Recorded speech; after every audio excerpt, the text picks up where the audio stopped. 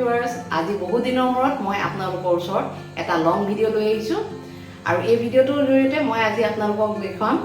যে ঘৰতে আমি কিদৰে বজাৰত মানে নোযোৱাকৈ চিকেন মাঞ্চুৰিয়ান বনাব পাৰোঁ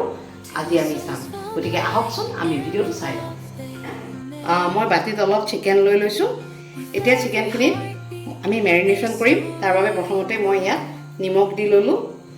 আৰু ইয়াতে মই লৈছোঁ 3 চামুচমান কৰ্ণফ্ল'ৰ আৰু এই কৰ্ণফ্ল'ৰ আমি এই চিকেনখিনিতে দি দিম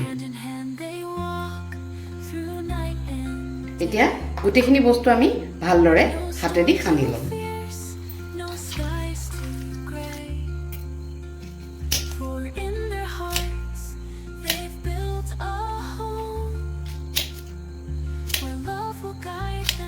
এতিয়া পিঁয়াজখিনি মই এনেদৰে গুচাই ল'ম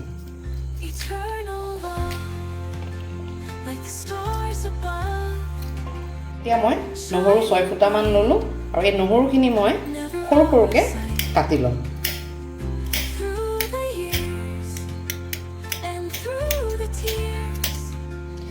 এতিয়া মই ল'ম বিলাহী আধা ফাল যিহেতু বিলাহী টেঙা মাজৰ গুটিখিনি মই উলিয়াই দিম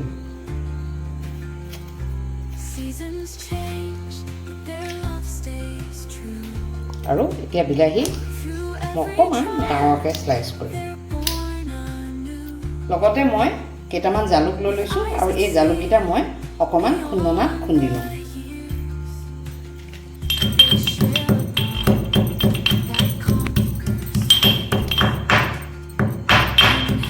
এইখিনিয়ে হ'ল আমাৰ মাঞ্চুৰিয়ান বনাবৰ বাবে প্ৰয়োজন হোৱা উপকৰণসমূহ পিঁয়াজ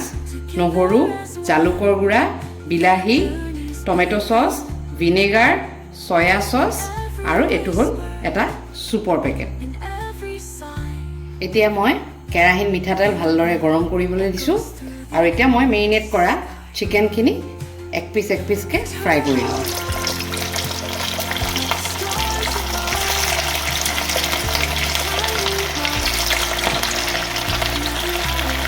চিকেনখিনি ফ্ৰাই হয় মানে মই এইফালে চুপৰ পেকেটটো চুপখিনি বনাই লওঁ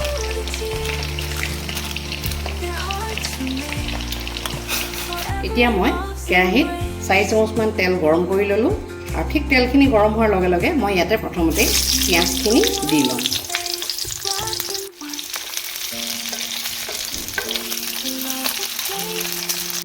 পিঁয়াজখিনি অকণমান ভাজ খোৱাৰ লগে লগে মই ইয়াতে দি দিছোঁ অকণমান বিলাহী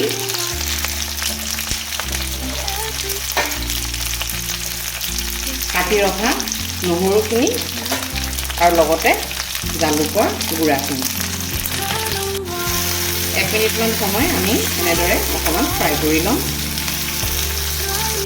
এতিয়া মই ইয়াতে নামমাত্ৰ নিমখ দি দিছোঁ যিহেতু আমি চুপ দিম গতিকে প্ৰথমতে নিমখটো কম পৰিমাণে দিম ইয়াতে দিম এতিয়া মই 2 কাপ ভিনেগাৰ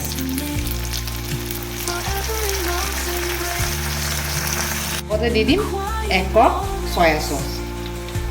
আৰু লগতে দি দিম 1 চামুচ টমেটো চচ আমি 2 মিনিট সময় ভালদৰে ভাজি লওঁ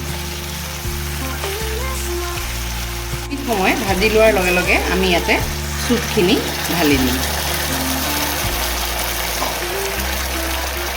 এতিয়া আমি ভালদৰে লৰাই থাকিম